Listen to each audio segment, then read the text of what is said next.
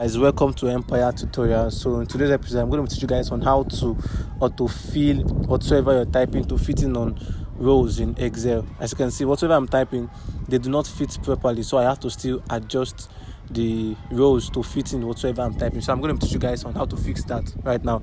Let's get started. So the first thing you want to do is to go to your sheets and click on view code, or you can type Alt 11. A command sheet would appear. Please note that it must be on worksheet. Once you note it's on worksheet and not general, type in this code.